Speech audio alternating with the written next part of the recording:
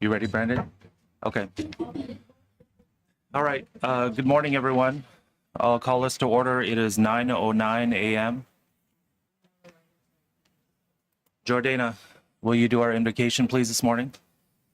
Come on over here, Jordana. I didn't mean to interrupt you. Sit, Brandon. Well, I just want to say hi, NP, to Tribal Council and everybody that's listening online. It's kind of my first time, I guess, doing the invocation, so kind of bear with me. And I also ask my elders to excuse me. Just want to say hi, NP, to Creator. Just want to thank you for giving me the opportunity at this time to offer this word of prayer for the Tribal Council and the Winnebago tribe at this time. And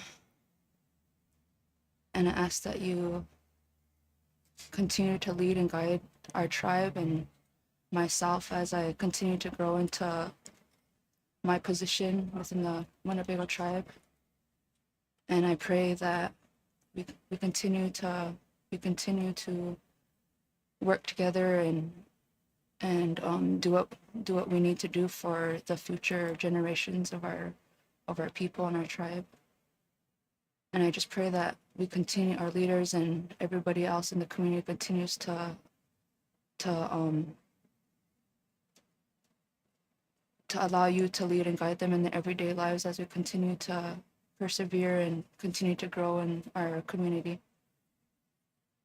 And if there's anything else that I missed this morning, I ask that you take care of those thoughts and those feelings for me, Creator. And yeah, that's all I want to say. Pinagigi. I hope. All right. Thank you, Jordana.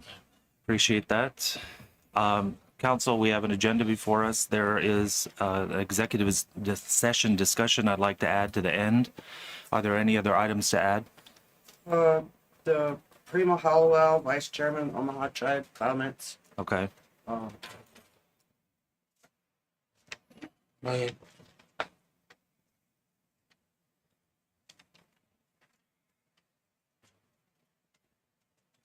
Anything else? Yes, I Louis. want to talk about meth. Okay. That's for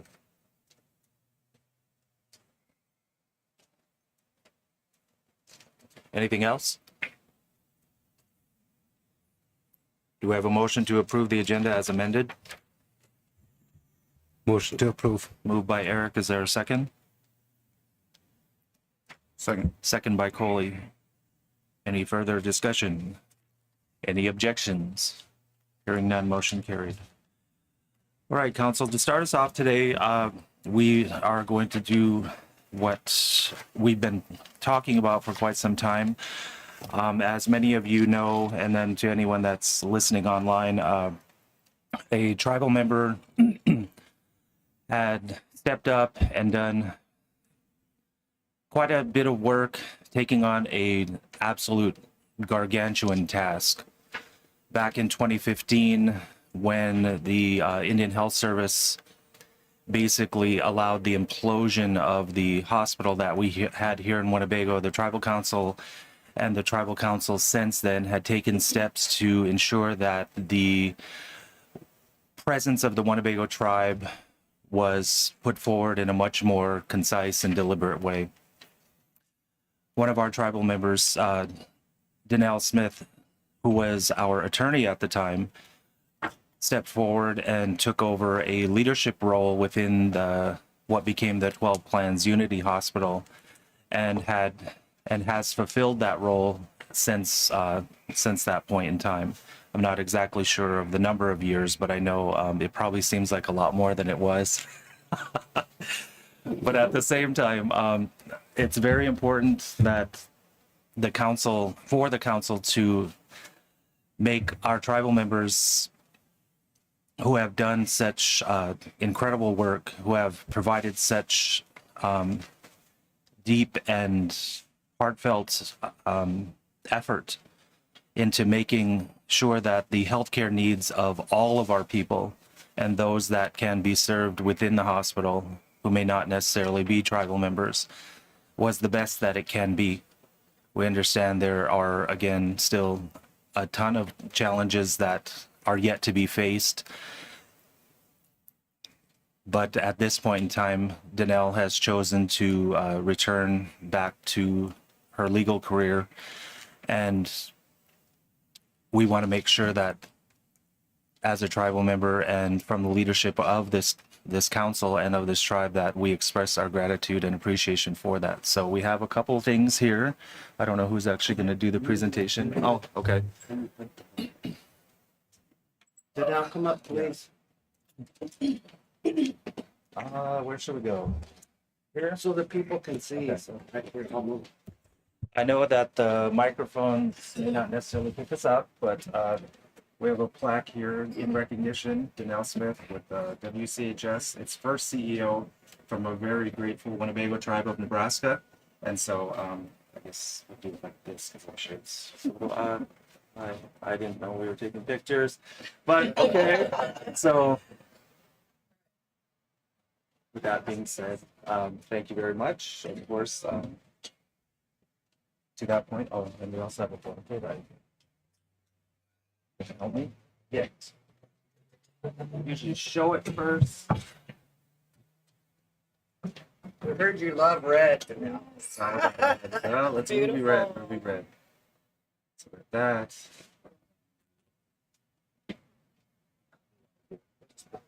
Okay. Who made that? Patrice Bass. Okay. It's really beautiful. Oh. Right. So you want to picture All I by do yourself? is to or- tell you, it's a little packet. It's not eating, never had any down. It's a little bit. It's a little bit.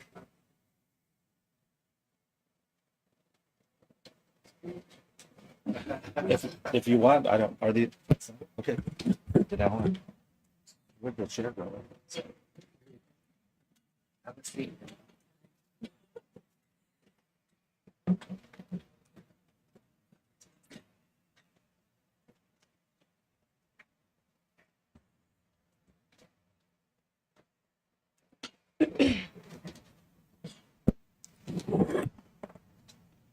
Good morning, everyone. I just want to say thank you from the bottom of my heart for this beautiful quilt and this plaque and for the expression of appreciation. I was not expecting this, and certainly anything that I do on behalf of the tribe and for the tribe is not for, to get any kind of recognition or anything like that. I do it because I love my tribe and I love our people. And I always want to do the right thing and help wherever I can. And I am grateful for the trust and the opportunity that the tribal leadership and our community has placed in me. And I'm grateful for the opportunity to have had the opportunity to serve as the first CEO of our new health system. It was a tremendous amount of work, but all very worth it and all very necessary, because our health is important. It is the most important for all of us. Our people need a lot of healing, and we need to be taken care of and get the care that we deserve. And I know that is all of our goal. And I hope that my work was helpful in achieving that and working toward that. And I just, once again, really appreciate the opportunity and the trust. And I look forward to all of the future of the Winnebago Comprehensive Healthcare System and the health department and the hospital. There's still a lot of work to be done, but that's always going to be the case. And together, we can continue to move things forward and achieve what we need for our people. So thank you very much for this acknowledgement, I guess, and expression of appreciation. I really appreciate it. Thank you. Yep. Thank you, Council. Council comments? Oh, maybe. I know, I was like, where's breakfast, Isaac? Where's it at? I guess I'll start off by again saying, first of all, thank you. The work that you did at the time that you did it, I think goes far understated. The situation as a member of the council who was here in 2015, and I use that word very deliberately, imploded when IHS imploded this hospital, allowing it to fall into the depths that it did. We needed not only leadership, but we needed a compassionate person and compassionate people to step forward. And that's exactly what we received. I understand the sentiment that you just offered a few moments ago, because knowing you personally, but also understanding the way that you work, the way that you bring things forward, it's not about the accolades of the individual. It's about lifting the tribe as a whole. I certainly see that not only in the effort, but also in the way that you carry yourself, the way that you live your life. And then I know it's a hard thing to accept at times, but also the inspiration that you provide for the future leaders that come forward. It's not something that is done, I know, deliberately and put out there on purpose, but it does have an effect. The younger generations see you and the people like yourself stepping forward and providing leadership, guidance, help, assistance, and then again, the compassionate heart and nature on behalf of all of our people. So with that, again, thank you very much. You stepped forward at a time when the tribe really needed someone to step forward and step up. You did that, and you did that very well. And I'm wishing you all the best in your future endeavors and whichever path that takes you. So thank you again, Danelle. Anyone else? Danelle, I'm so proud of you. I guess there's no words for how proud I am of you. But I remember I moved back to Winnebago in 1998, having lived out in South Dakota. And at that time, Danelle was a single mother with little ones, going through college and also working. She helped at our college, Little Priest Tribal College. And then she went on to law school in Iowa with little ones. And that is unbelievable for anyone to do, to maintain good grades at law school, do all the studying that it needs to be done, and still raise her children. And she did that. And then she graduates and she passes the bar, which is another accomplishment. And then she goes into law practice for the Winnebago tribe. And then eventually they, together, tribal members founded the Big Fire Law Firm, which she joined. And then the Indian Health Service just totally derailed on our healthcare services for our Winnebago hospital. And so at that time, the tribal council had to step up in order to keep health services going for our Winnebago people. And we had to acknowledge that the Indian Health Service will never fix itself. We have to do it. And so at that time, Danelle stepped up and held the Indian Health Service to the law on what we had coming as a self-governance tribe for our health care for our people. And she held them to the fire. And she still wasn't done yet. Now we know about millions of dollars that we are owed, which she's still taking care of, looking into for us. So I just want to tell the membership a little bit of her history and how proud we are. And I hope my granddaughters can read about her journey so that they are encouraged that they can go anywhere and they can do anything. But I think the most beautiful part of it all is Danelle was never alone through this whole process. She had her family, her clan, and she had her tribe. So love you, Danelle. Very proud of you. Thank you. Thank you, Lorelei. Anyone else, council? Colin. Just in short, I don't want to repeat nothing, but very good words, very positive. And thank you, Danelle, for all the work that you've done. And I look forward to the years coming. What we can all accomplish for the tribe and our people. Thank you very much. Thank you, Colleen. Eric. I too would like to say thank you for what you've done for the tribe. You know, between Brian and Lorelei, it's pretty much been said, you know, the stepping up and encouraging a lot of our, hopefully you can encourage a lot of the youth with your actions of what you're doing, your passions in helping the tribe out. And so I hope that we can grow some more of our own to do the same thing in the future from your actions, watching what you did. So with that, thank you. Thank you, Eric. Anyone else? I was at the hospital the day they shut it down. I was there for a clinic, and I knew it was bad.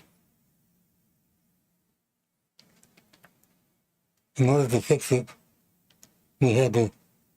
I told the council, you can't let the ATS fix it. They know how to ruin it, but they don't know how to fix it. We'll have to do it and find the people that can make our vision come true.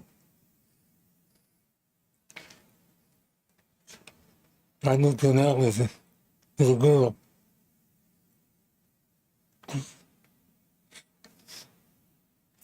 She was always looking around. She never missed a thing. She was very alert, young girl. And when I knew she was going to college, going to law school, I believed her. One of the things about the college is that more women take advantage of the college than men. And the women become the backbone of the tribe. It's such an example for our tribal people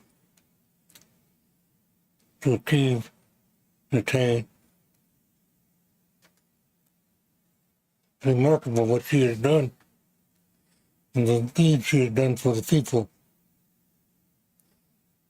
And I thank you for my family, for the tribe. Thank you, Danelle. Thank you, Louis. Anyone else? I can't add to any more than what's been said. I got a lot to say. No. I just wanna Timer's on. say thank you to you, Auntie, for taking it on and then watching you go through all the things that you went through to try to get it to where it's at today. And there's a lot of people in the community that still want more and hope to see that we get a lot of things accomplished with our hospital. But you brought us a long ways from where it's been. And then also watching some of the membership.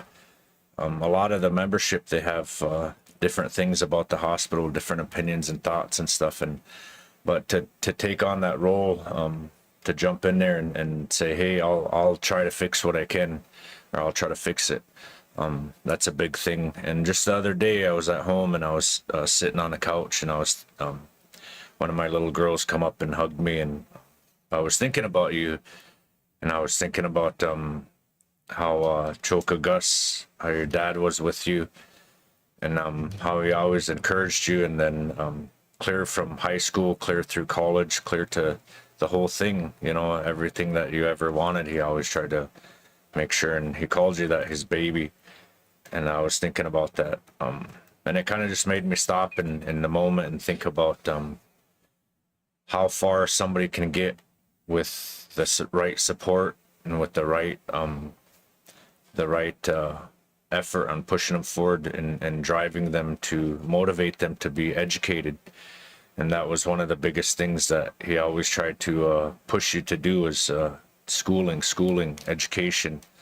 And then today, to see where you're at today, I'm sure glad that he was the way he was with you.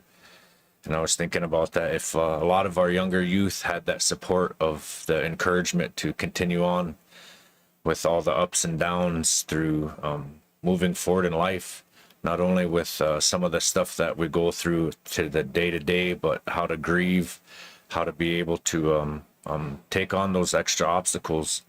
And like what was mentioned before, some of those things, I remember me and Vern and Will sometimes moving. Every time you moved, we had to go load up the U-Haul, you know, and move you from here to there and everything. And we kind of got pretty good at playing Tetris with your furniture and stuff like that. But and then as time went on, we kind of started to get smarter about it and say, just buy light things if you're only going to be here for a little while, you know, from Albuquerque to Iowa State and to all over, you know.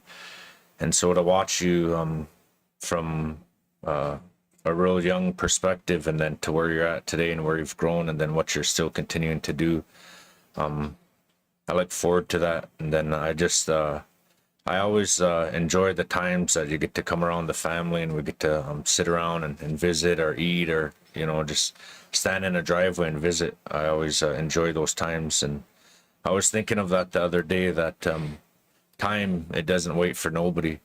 And sometimes the way the world is today, we get ahead of ourselves and we forget what the really important things are, and that's time with family. And so I'm glad that as you move forward, that hoping that there'll be a little bit more time for us to be able to spend together as a family and to be able to just sit around and visit and tease each other and all those kind of things. But I'm happy for you, and I'm glad that you're going to still be around here, and looking forward to getting the land back in Iowa. Oh. Thank you, Isaac. So thank you, Council, for expressing yourselves, and Danelle for offering the words that you did. I can't state it enough, and I know that the Council and even the members that are not here also feel exactly the same way that was expressed today. The gratitude that we have is tremendous, and because the work that you did and the compassion that you provided back to our people was also just as tremendous. So thank you very much, Danelle, and I hope that everything in your future, whatever path you're choosing to take, because I don't know, I'm just saying, so I want to try to leave that as out there and open as possible and not misspeak, but whatever path that you go on, I hope it provides the best and biggest blessings for you and your family. So thank you again. I hope.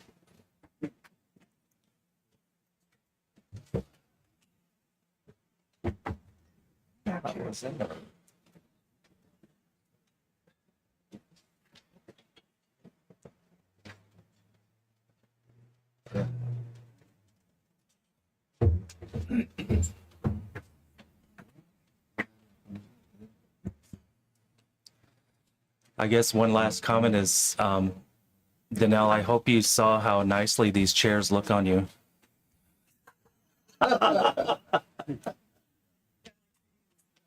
Okay. You know, if you wanted this to hang in the hospital by the door pictures,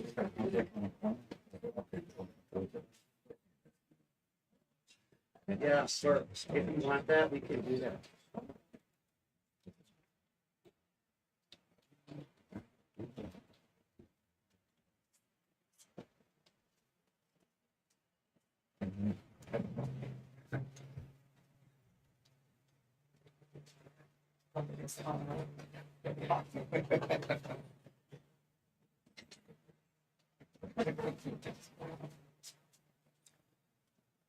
Okay, Council, back to the agenda, the reading of the minutes. Item number 1, the October 17, 2022 mid-month TC minutes. Is there a motion to approve? Motion to approve. Moved by Eric. Is there a second? Second. Second by Isaac. Any further discussion? Yeah, I'd like to make Yes. one comment. It don't show me as present, but then the next line shows me as making a motion. Oh, okay. That'll need to be amended. Kenny was present in the meeting. Okay. Eric, Isaac, you guys fine with that amendment? Yes. Okay. Any further discussion? Any objections? Hearing none, motion carried. Item number 2, October 19th, 2022, General Council meeting minutes. Is there a motion to approve? Move it, Mr. Vice Chair. Moved by Kenny. Is there a second? Second. Second by Louis. Any further discussion? Any objections? Hearing none, motion carried. Item number 3, October 20, 2022, WCHS discussion meeting minutes. Is there a motion to approve? So moved. Moved by Louis. Is there a second? Second. Second by Coley. Any further discussion? Any objections? Hearing none, motion carried. Item number 4, October 24th, 2022, Emergency Services Report meeting minutes. Is there a motion to approve? Motion to approve. Moved by Eric. Is there a second? Second. Second by Coley. Any discussion? We did have a question in this because was this not the meeting where the gentleman from the area was here? Or was that the previous? Because we were supposed to get a follow-up on inviting that gentleman back. Or was that the previous meeting? That was previous. Oh, okay. And also, Chairwoman we did invite him. And we haven't gotten any response. Okay. We'll have to follow up with that. Any further discussion? Any objections? Hearing none, motion carried. Item number 5, November 2nd, 2022, the Treasurer's Report meeting minutes. Is there a motion to approve? Motion to approve. Moved by Coley. Is there a second? Second. Second by Isaac. Any further discussion? Any objections? Hearing none, motion carried. Okay, ratification of the 5 signatures. Item number 1, approved travel to attend the 18th Annual Fatherhood is Sacred Leadership National Conference. Is there a motion to ratify? Motion to ratify. Moved by Isaac. Is there a second? Second. Second by Louis. Any further discussion? Any objections? Hearing none, motion carried. Item number 2, adopting resolution 23-32, authorizing the tribe to intervene as a party in HCI distribution versus Nebraska in the U.S. Federal Court for the District of Nebraska. Is there a motion to adopt? So moved. Moved by Louis, second by Isaac. Okay. Any further discussion? Just note, when this came on the signature email, that would not open for me. So my signature isn't on here, but I support it. I want that noted. Any further discussion? Any objection? Hearing none, motion carried. Item number 3, approve sending the template letter to request for inclusion the House Appropriations Subcommittee on the Interior Language regarding the, is it Tiwahe, in the final fiscal year 2023 omnibus package. Move it. Moved by Eric, second by Isaac. Any further discussion? Any objections? Hearing none, motion carried. Item number 4, approved travel for the council to attend the 2022 White House Tribal Nations Summit, November 30th and December 1st at the Department of Interior in Washington, D.C. Is there a motion to ratify? Ratify. Moved by Isaac. Is there a second? Second. Second by Eric. Any further discussion? Any objections? Hearing none, motion carried. Item number 5, adopting resolution 23-31, authorization of delegate and alternate for the Intertribal Bison Council membership. Is there a motion to ratify? Motion to ratify. By Isaac. Is there a second? Second. Second by Coley.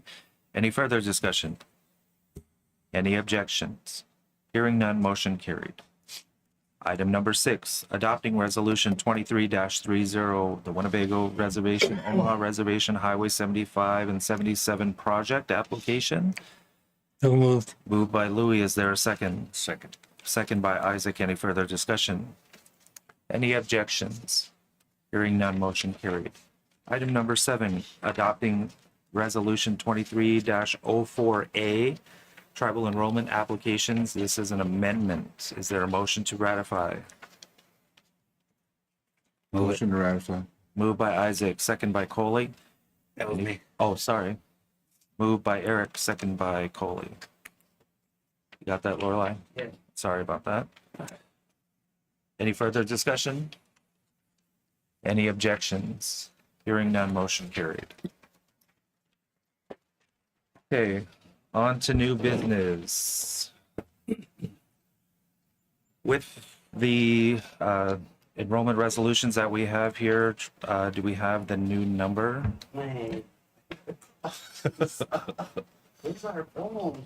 Oh yeah, she's on there. She probably knows. Teresa, can you tell us what the new number is? I didn't get to check that this morning yet. 23-33. 23-33.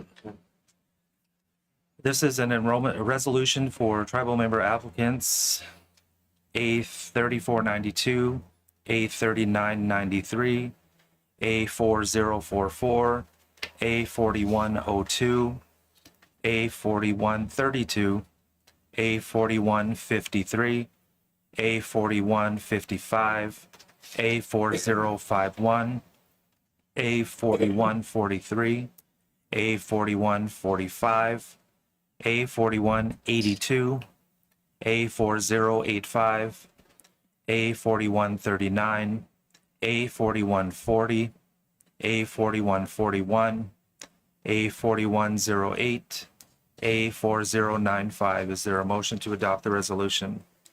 Move it. Moved by Eric. Is there a second? Second. Second by Isaac. Any further discussion? Any objections? Hearing none, motion carried.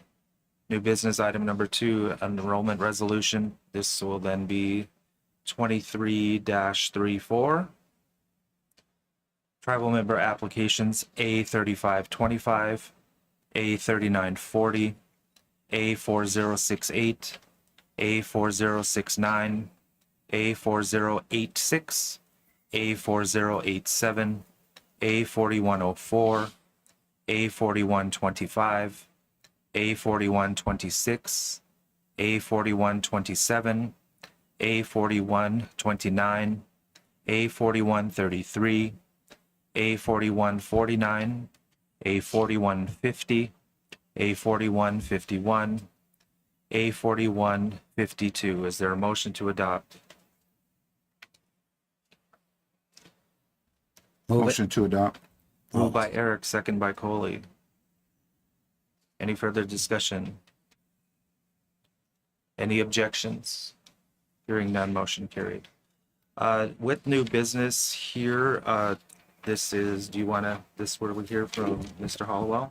But before we do the new business, the blankets, Oh, okay. wherever you want to do it, question. I was going to put it into new Okay, business. all right, so we that's can- Okay, council, we have a representative from the Omaha Tribe of Nebraska, Mr. Primo Hollowell. Primo, if you could come up to the desk and speak into the microphone. The people online cannot hear you if you're not into the microphone. And whenever you're ready. Okay, I'd like to start off by saying good morning. Morning. Thank you for allowing me to speak before you. I want to ask my elders to excuse me for speaking before them. I'm here just simply to hopefully mend bridges and Olive Branch. You know, your chairperson Victoria was very close with Gwen. They had a good working relationship. Gwen unfortunately didn't make it back. So I kind of would like to keep that relationship going, because I feel united we can do more than what we're doing individually. You know, we really appreciate what you guys are doing. You know, you're kicking butt, literally, and we like that. But we're not. We just want to be able to get along, you know. That's all I'm here for, is just to keep things a good relationship between the two tribes.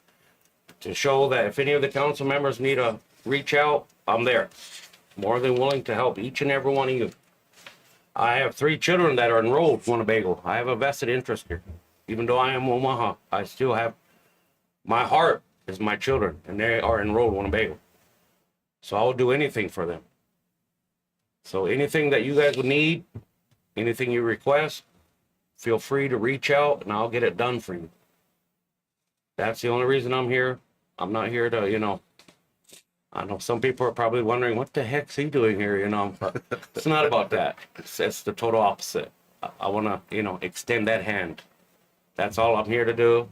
And just to let the Winnebago tribe know that the Omaha Council currently totally supports you, has got you, and if you need anything, we're willing to work with you and get past that old school mentality and let's go forward.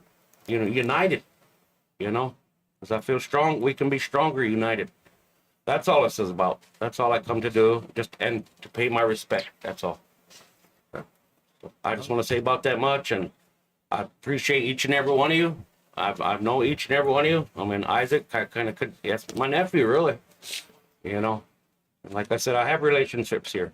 So I'm not just here out of a personal gain or trying to like do a move or whatever. I'm just here to, like I said, extend an olive branch to know that each and every one, if you need something, reach out. And I have no problem with helping out. So I thank you for your time.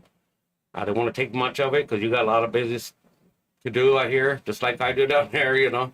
So thank you. You know, thank you to each and every one of you. So that's it. Okay, thank you very much. I didn't realize the council elections had culminated. I didn't. So you guys have had your elections for this year? Yes. Oh, okay. Yes, I thought it we're was the done. same day Yes, as the national. We're still, Andy's still the chairman. I'm the vice chair. And Glenn didn't make it. So, but we still got Cheyenne. Mooch made it back. Okay. And one more. There's Giselle. And shoot, I'm trying to think of the last one. That's how new they are. Yeah, yeah. It was sat with them, man. That's fine. But yeah, that's all. It's just, like I said, we have a new council, but that doesn't mean things have to change, or hopefully they can get better. Okay. That's how I look at it. Let's Yeah. get better. Let's go, you know. That's all this is about. And I was told there was never been a councilman to come up to present themselves here, and I wanted to break that barrier. You know, that's all. I'm not trying to do anything, or that's all I'm doing is just, like I said, extend that olive branch, and maybe we can do more business, get along better. Sure. That's all. All right. No, thank So you. I We come in a appreciate good that. way, sir. Thank you. In the distant past, we've had meetings with various members of the council, but it's been a while. And then at the same time, I do want to acknowledge the working relationship that our chair had with Ms. Porter. And so I'm a little saddened to hear that she wasn't reelected, or did she not run again? I don't know the particulars. He was not reelected. Okay.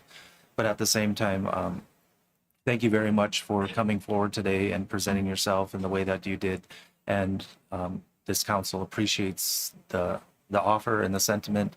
And then at the same time, hopefully we can continue to move forward in the best ways possible and whatever's necessary. Awesome. There is one thing that while you're here, then I'm going to bring up. And it's a good thing.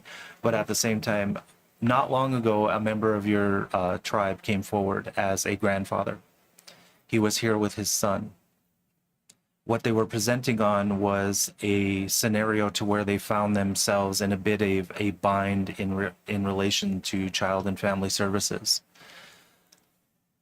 They needed help, but because there was only so much we could do from our end, I'm not exactly sure that they were ever effective in making their needs known to the leadership of the Omaha tribe. So if you could look out for him and his needs, I'm sure that that's something that could benefit members of the Omaha tribe in reuniting a family that was basically being taken apart by the organization. Also, at the same time, the Omaha tribe has legal representation that was not facilitating that need.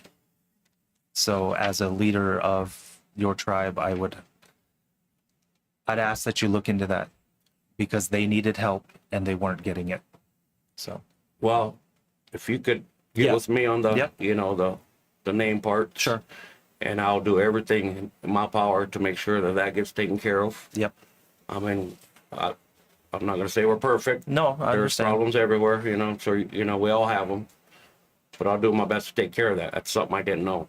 Sure, that's what I mean. It's like, I'm sure it went basically Yeah, I mean. and under the it's- radar. So. Yeah, and you know me, we've grown up together, and I mean, that's not something that, and if it's important, I'll take care of it. Okay. So I'm gonna excuse myself after I get done here, but if you could give me that name real quick. We sure will. I And- will offline. So, I got a couple of comments to make. yes, Louis. Yes, sir. I come from an era where things were tough. And you had one of the toughest term in the Abilene area, Ed Klein. Ed Klein didn't back down from nothing. He was one of my heroes. He taught me how to stand up.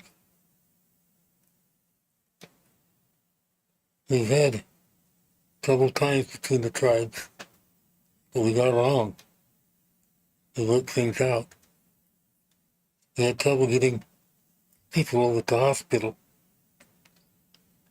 We might as well pick one, and the ladies would just pick another one, and I'd be there to pick theirs. We're always losing out. One day I told Ed, you pick this next one, we'll support you. And we'll pick the next one and you support us. And we'll outmaneuver the Abilene area. It worked for a long time. We got our way. But we had to give up a little on each side so we could get it accomplished. We worked together in a tribal. And it transformed the reservations. They got housing, got a lot of different programs that benefit the tribes. And there's a history of working together. And I think it's in our best interest to work together. So I'm pleased to hear you, pleased to hear what you have to say. And I'm willing to work with you. I might tease you. Make your lower lip quiver. That's the way it goes. Thank you. Thank you, Lloyd. So if you can get me that name. Yeah, sure will. And probably Well, I'll just email you. okay. So that'll work. That'll work, and I'll definitely get on that. Okay. For sure. And like I said, I appreciate the time. Thank you very much, Council. With all due respect, you guys are doing really, really well. Keep it up. And I appreciate allowing me to speak. And I'm hoping this little can maybe make better arrangements between us. Sure. Like I said, like Louis said too, united, we're a little stronger. Whether we like it or not, Right. whether we like it or not, united, we're stronger. So I hope we can just have a good future. There's no ill will. In other words, that's what I'm here to present. There's no ill will. We're just here to, and we appreciate you guys. We see what you're doing. Warhorse, go ahead. But, yeah, your eyes are appreciated, and we just want to work together and kind of get that old mentality out of the way, that negativeness, and let's go forward. And anything you guys need, like I said, each do 100% my best to get it done. So with that, I'm going to excuse myself because you got business to do and I got to get back to work too. They're probably wondering where I'm at. So I want to say thank you to each and every one of you, Coley, Isaac, Carmel, Fuzzy. I know that's all I know, Brian. I'm sorry. Mr. Mallory, Mr. LaRose, thank you very much. Yep. Thank you for coming. All right, you guys have a good day. You too. Before you head out, Primo, I think there's I don't remember the name of it. Brian, do you remember it? The 4 tribes in Nebraska? Nebraska Indian Tribal Coalition. Yeah, the 4 tribes in Nebraska that come together. Okay. But and I think Frank kind of pulled that together, and then we're all kind of moving in the right direction, kind of fight for all the things that the Nebraska tribes needed or were after or struggled with. Anyway, but when we had that thing kind of moving, it was a powerful tool within the tribes, and you could actually get some voices heard on Capitol Hill with that tool. But I kind of look forward to trying to get that switching gears up to the next gear, I guess, But there's a lot of stuff that all 4 tribes, they struggle with in the state of Nebraska. And a lot of times if the 4 tribes were able to band together, we could basically do a lot in Nebraska for each tribe. but I seen that thing take off and start moving things and making things happen, and then it slowly kind of start running out of gas a little bit. So I think that would be good. But I'm glad that you're able to come up and on behalf of your tribe and all the people that you represent. I think it's a good thing. But I look forward to continuing to try to get some stuff done. I know both tribes struggle with a lot of different things, but there's things that we figured out. There's things that you guys figured out, and to be able to come together and say, here's how we did it, or here's one way that we did it, or don't do it that way because we tried that, such as like law enforcement. And there's a bunch of other housing. There's a bunch of other big topics, buzzwords and stuff that I would be curious just to see some of the things that you guys tried and some of the things that we're moving forward with. Some of them we struggle with is the housing stuff, but we're trying to look at different avenues and play it smart too. And we see that there's some things that you guys were able to push forward and get it done. So I'm glad that you're able to come up. It shows something really to me. I was surprised. I said, hey, what's that guy doing here? Maybe he's here because Danelle's getting a blanket or something. I don't know. Yeah. That was pure coincidence. That was pure coincidence. Notice she took her off right out of here. So I seen you guys both in here. Then I seen that blanket come out. Hey, what are we doing here? No, they're wrapping you guys in a blanket. We're again. gonna see Peter her off or what? You guys both out with that blanket on. Both you guys are saying, No, that was pure coincidence. Like I said, we called her. She took right off too. I don't want to look at him any longer. It looks well planned. Well planned, yeah. But yeah, I just wanted to say thank you for coming up and acknowledging the relationship that we can move forward to have, to strengthen the voice in Indian country today, is something really that even tomorrow we're having that election down at the fire hall here. And so we're promoting through the, what's the name of it, Garen? The, Great Plains Action Society. So we had some little relatives come up from Lincoln and that were trying to promote the native vote. And they come and asked me if I could help them out a little bit. So I tried to help them out with what I could. And but to get people on the county board, on all different levels of government, to get somebody in there, and we kind of got somebody in there on Capitol Hill now, and a couple natives starting to step up, but to start stacking all of these levels of government with native people, so we can bring the native issues forward and get some of those resolved, hopefully. So, but I just wanted to say thank you. Thank you. Thank you. Yes, Lorelai. Mr. Hollowell, thank you for coming. This is what we do as Indians. We support one another. And we also know that we're together in numbers when we're together. And I just want to bring up a few areas that you can be considering going forward on your tribal council. The Winnebago tribe has gone on record against those carbon pipelines. There's 2 of them proposed to move through the northern part of Thurston County. Mm-hmm. Both of them want to cross the Missouri, under the Missouri. One's going to Illinois and one's going to come this way, going under the Missouri and going up to North Dakota to dump that carbon dioxide. And the Winnebago tribe is on record. We requested Yes. apparently in Nebraska, there's no kind of utility board. That decision of allowing that crossing will go with Dakota County. But Iowa, when it goes across Woodbury County, Iowa has a utility board that makes that decision. And so we have filed our request for an environmental impact study to the Iowa Utility Board, to the Dakota County Commissioners, the Woodbury County Commissioners, and the Corps of Engineers in Omaha. And your past tribal council supported that. We have a joint effort together, along with the Santee and the Ponca. And so that's going forward. Luckily, the landowners in those counties have come out against this pipeline, and they have also voiced their objection. And their issues are about eminent domain.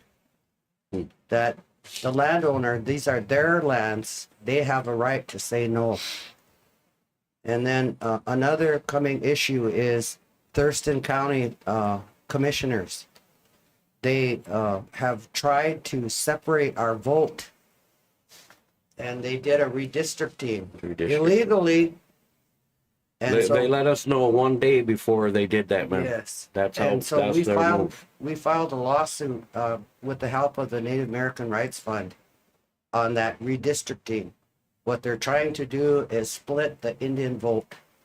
So that's something we can work together on. Yes, yes. Also in the future. And just to reiterate on the pipeline, it's going through what we call our natural homeland, and that's in Homer.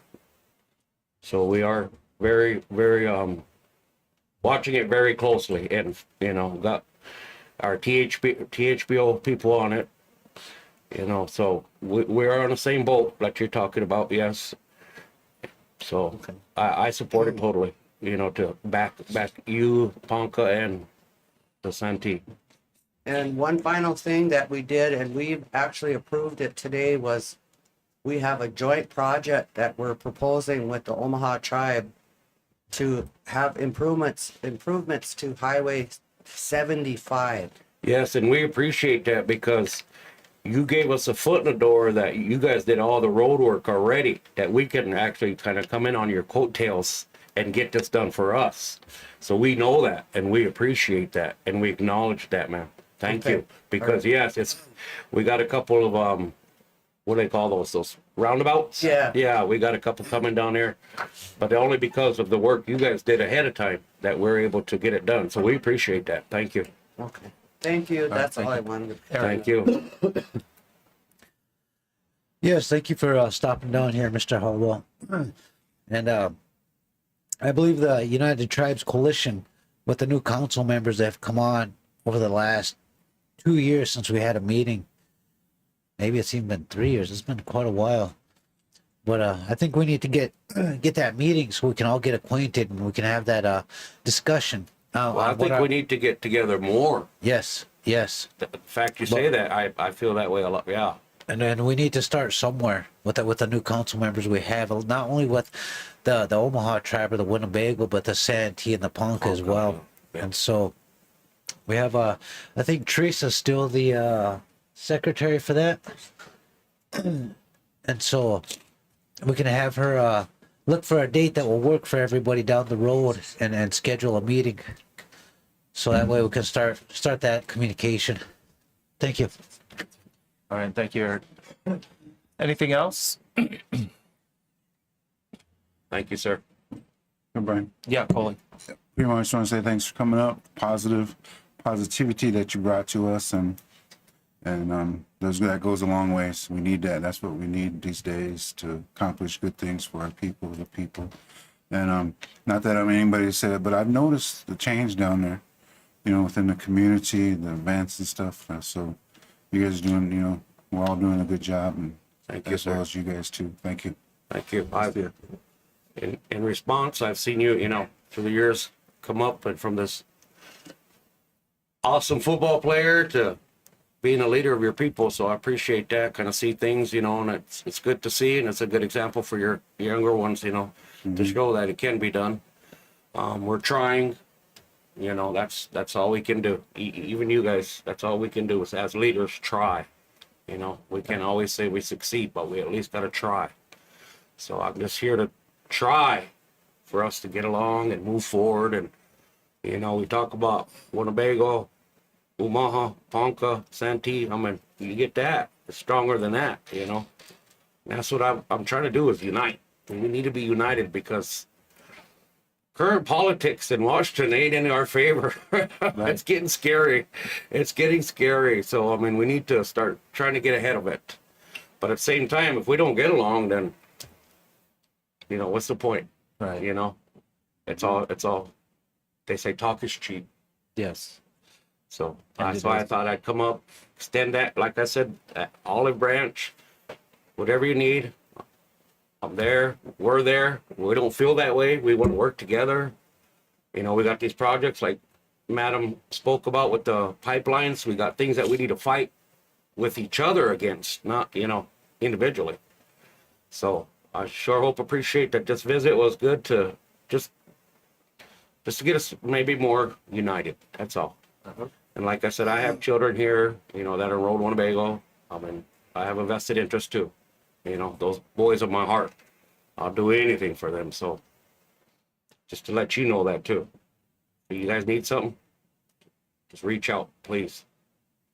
So I just want to say about that much, you know, and I'm, like I said, I'm gonna excuse myself. And I know you got business to tend to, and I've been getting texts, where you at? Where you at? So I got to go too. So each and every one of you, thank you and have a good day. You too. Thank you. All right. Are there bids? They're not in the packet. No, they're not. It's to approve of bids. Through like contracting for blankets, for some tribal members to bid. The tribal council needs blankets, you know. Yes. Okay. So essentially the council needs to replenish the blanket supply. So we Yes. need to approve a bid letting process. Yes. Is there a motion to that effect? Moved by Eric. Is there a second? Second. Second by Isaac. Any further discussion? Do you know how many, or they were just getting a? Just gonna get this and then we'll issue a order because we're budgeted. We have a budget. Okay. Any further discussion? Any objection? More. In general, stuff. We're Wait. out. We need more. She gave the last one to Danelle. After funerals, Yeah. when you want to talk to the family, So, any further discussion? Any objections? Hearing none, motion carried. All right, council, let's take a small break before we get into the council items. For those online, we are in a short recess. my first on the council, I was the youngest one there. The council was also full elder on me and send me to meet with those families. It was a learning experience. Because when you told them truthfully what you were about, they would participate.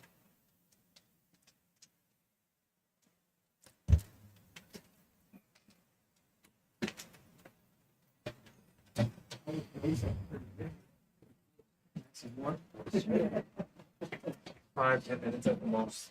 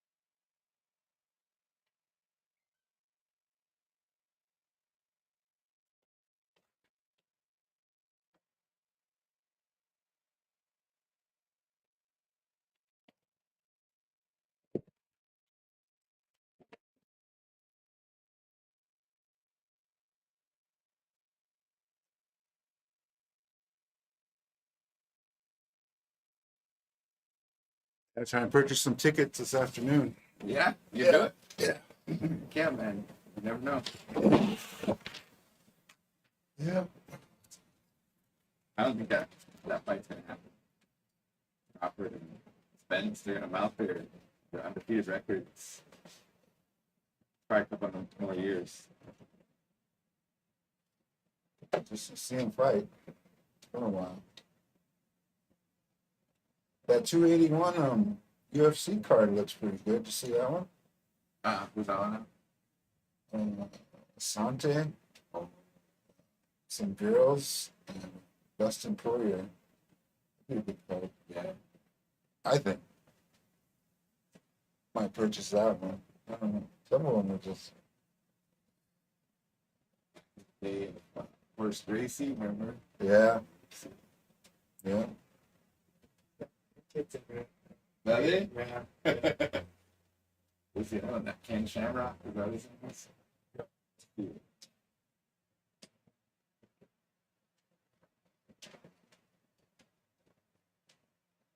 Tired? Yeah. Pulled up about 4 o'clock, man. I know it's like, it's long, but it's not, but it is. It's like, damn. It's not too bad when you get on the other side of Council Bluffs. Yeah. Yep. That was a damn good game, though. Oh. Who was that guy in the game last night? Oh, it's man. You talking about? Patrick Mahomes came through, huh? Yeah. Down an extra point. Forgot Garen was a Titans fan. Yeah, man.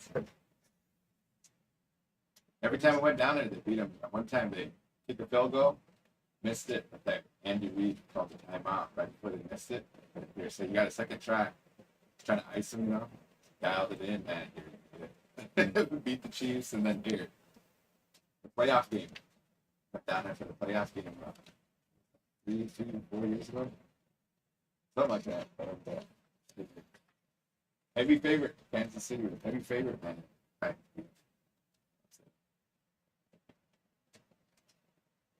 Some record, I think, yesterday. Yeah, 2 touch. Or yeah. Some Nowitzki guy that's had the record for most touchdowns or something for Titans for, yeah, I've seen some record I've seen. It's a beast though, man. Yeah. The owner, that Bud Adams, he used to serve on NCAI, the National Congress. Houston Oilers, and then he took his team to, but his daughter runs it now. Amy Strunk or something like that. They have ties, oil money. Yeah, wrong.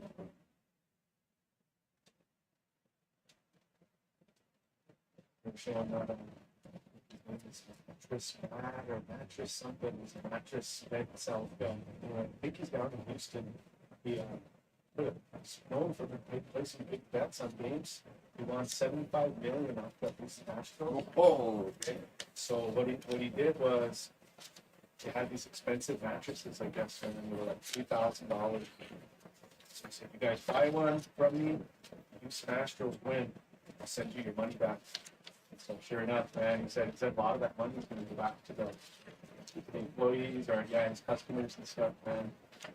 So yeah, that's cool.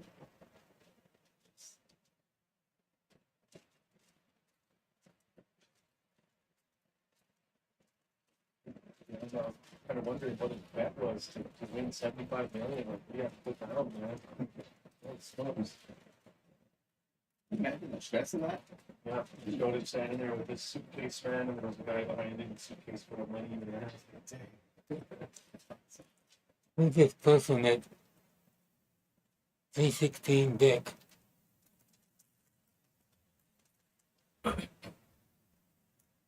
I'm not exactly sure what that is.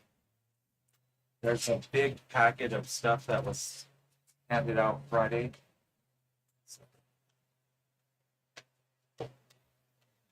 It's a condemned house that homeless people are living in. Awesome. It's even when I'm Chelsea used to live, Yeah. there's people living in there. Shit, Yeah, I do got one. Glad I don't live next door to them. Then I wonder about there. The recycling, IV bag.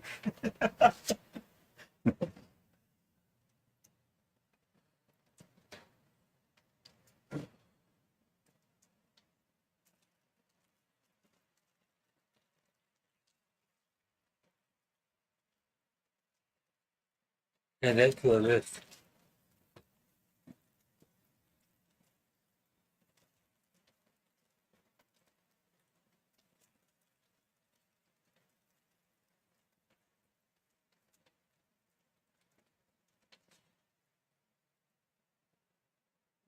And the annual community dinner, the trust funds have already bought the turkeys. They're asking for a donation. I didn't want to make it a big issue and put it on the agenda, but are they passing out birds this year? Yes, yeah, we already did it. We already did? We already, Well, the approval happened. The Oh. distribution Oh, is still okay. coming. yeah, Okay, and they're gonna have it so the members can come. where we're at? Well, we approved it in our fiscal year 23 Oh, budget. okay, already, a so, long time ago. huh? yeah, Yeah. Okay. So I don't, they have the date picked and whatever, but I'm not exactly sure I when. don't even know what that is. when is that, Garen, you have it, The, turkey, oh, the turkey distribution is gonna be on November 16th, next Wednesday. And she's gonna go on top of the community. Got a refrigerated truck. Is that turkey, ham, and some groceries? Or just I know turkey? it's turkey, but I don't know about it. Usually, doesn't she do that? Or is that like Christmas stuff? That's what we, what? I mean, Deal. I don't get the whole thing. It was Thanksgiving. It was Thanksgiving.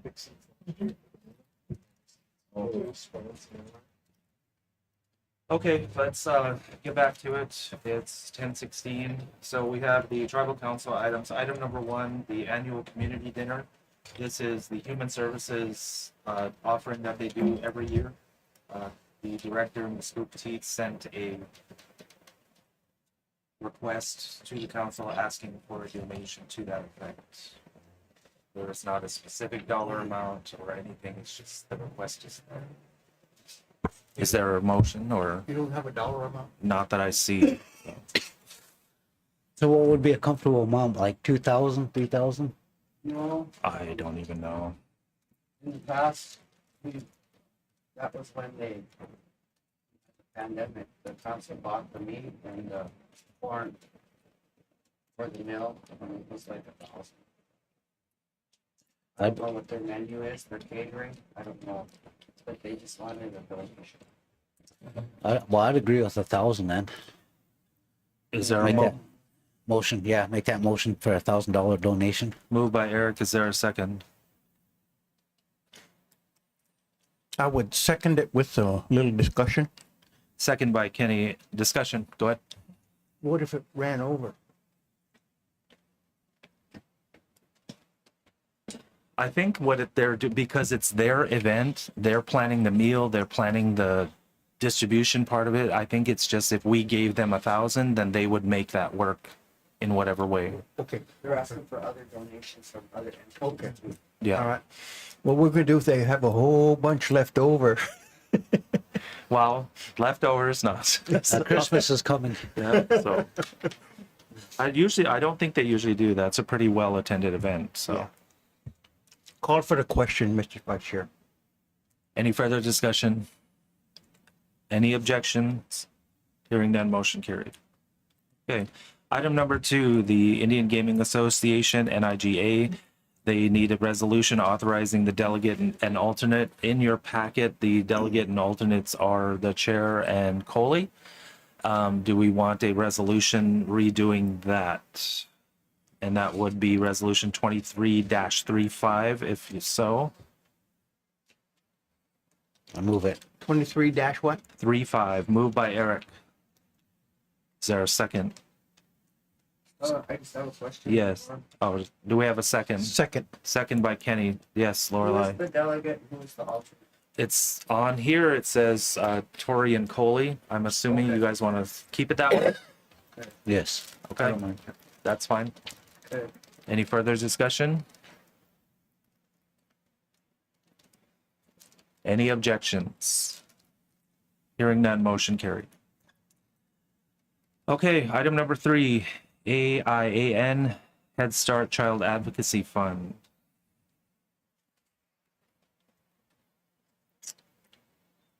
What we have here is a letter to the tribe asking for donations. National Indian Head Start Directors Association, the very end of the packet.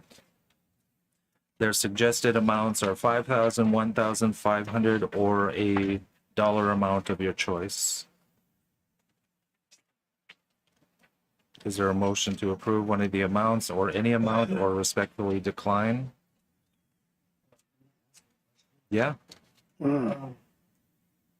This motion to adopt resolution 2335 from NIGA, that includes whatever our fee is. Right? yes. Fee to be a member, membership fee, right?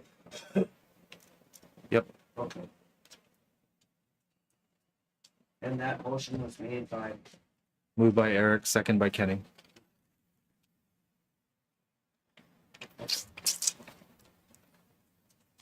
So with the Head Start Directors Association, This is something out of Norman, Oklahoma? Is it for a national organization? it must be. I'd be comfortable with 500. Okay. Eric moves 500. Is there a second?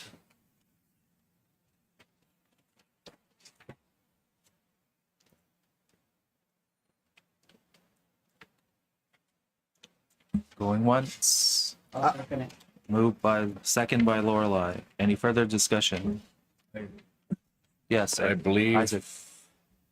there is a on this one. I do believe we do have representation through, I think Amy and maybe Peggy would know a little bit more about it. But I think there's somebody that's from Winnebago here that's been going to these. And they came in and they provided some information to me and Teresa. They're asking if the council would have a representative there. They don't feel too comfortable on speaking on some of the subjects that they bring up in these meetings. So I think I could probably try to provide some of that information later on in another meeting, I guess, just to kind of update the council. Okay. On what it actually is. Amy and who know about it? I think Amy and Peggy, Oh, Educare, they would have a little bit of background on it. But I think it's a good thing that we need to keep going. That's all I had. Okay. Any further discussion? Any objections? Hearing none, motion carried. Item number 4, 316 East Beck Street, discussion. There is a separate pile of documents, and I mean, it's pretty thick. Yes. Okay, so what happened was on this first one, I gave you guys each a copy. The tribal council received a letter or an email from Monica Cleveland. She's the environmental health specialist. And she had a complaint that the vacant home at 316 East Beck Street, there must be people in that, squatting in that vacant home that are having bowel movements into trash cans or trash bags, or and they're throwing those bags with human feces into the next yard. And so it's a public health hazard, and so she's asking that apparently there's 15 landowners to that property, and the Winnebago tribe is one of the 15. So I called out to the BIA and talked to the superintendent on Friday. And the Winnebago tribe is one of the landowners because we purchased land from a tribal member, Michael O. Thomas, under ILCA. And the BIA, it is on allotted land, but there are 15 landowners and also owners of that vacant home, of which the Winnebago tribe is one of the owners. So the BIA went over there and they looked at the outside of the structure. And in their email, which you guys have in your packet here, they're recommending that it is unsafe for human habitation and structurally unsound, and they like to have it demolished. So the next issue is whether or not there's asbestos in the home was built with asbestos. So I spoke to Monica Cleveland this morning, and she said yes, she can take care of asbestos testing and then let us know. And so there's two options here. The BIA can have it demolished, or they asked whether, once we know if it has asbestos or not, if the fire department wants to use it as a training to burn it down. So that's what's before the council today. But I just wanted to also bring up, I talked to one of the other individual landowners to this property, and she has concerns because they have homeless relatives that are squatting in there. They have no home. And so there's concern there about where are the people that are squatting in there, where are they gonna go? So that's another thing we need to keep on our minds. So that's my comments. Thank you. Thank you, Lorelei. Discussion, council? I think it does need to be demolished. I'd be in favor of having our fire department go through and practice with it. That way we got some kind of education going on at the same time. Fire And exercise. yes, and to as for the individual squatting in that unit, the elements of nature are upon us, and that's going to become very unforgiving. And I can't say anything on why they are in that place of life that they are to be squatting there, but I think it would be more helpful if they find another place to go, because that's a health hazard, and I'd hate to have it on our conscience to know that we have our own people freezing to death in that unit during this winter as it comes upon us. And so I think as far as what we can do here is just remove that, because that's not good to have somebody throwing their feces into someone else's yard, because that's one thing I know I wouldn't want to be dealing with. And so just kind of things like that I'm looking at, that if the neighbor doesn't care to be doing that, and knowing that's a health hazard, I just think it needs to be demolished. And the most easiest way to do that would be to have our fire department utilize it for a training exercise, whether it's just have one of them start it and then call the whole fire department and use it as a reaction time, or something to that extent where even our law enforcement could be on site to keep people away from there while it starts on fire, to then call the fire department for a reaction time. Just something to that extent where it could be used for more than just being demolished. Thank you. Thank you. Anyone I'd else? like Kenny? I'd like to second that just for discussion, Mr. Chair. You know, I agree with that. It'd be a good thing, and it's probably not going to be any problem to go ahead and pass that. But I have a problem with the fact that just over a week ago, we were discussing these homeless people's situation, and I made a real simple, cheap way of doing something for those people this winter.